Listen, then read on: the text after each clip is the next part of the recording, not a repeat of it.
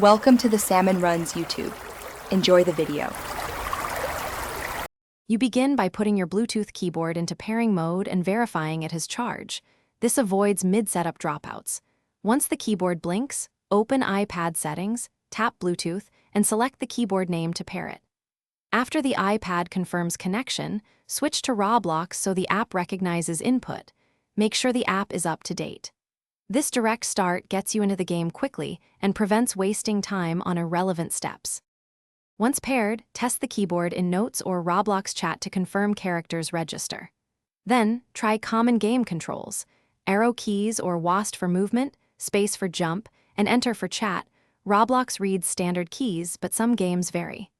Open Roblox settings to see if the specific title offers key binding or control sensitivity options. Change them there. If keys like tab or function keys don't respond, enable full keyboard act. To finish, play briefly and confirm controls feel responsive.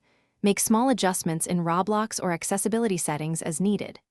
If input becomes laggy or stops, quit and relaunch Roblox, then re-establish the Bluetooth connection so the app redetects hardware.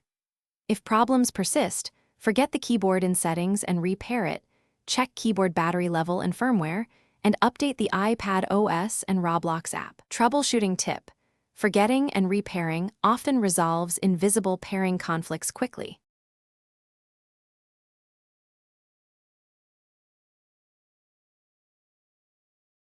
Thanks for watching. Consider subscribing if we helped you.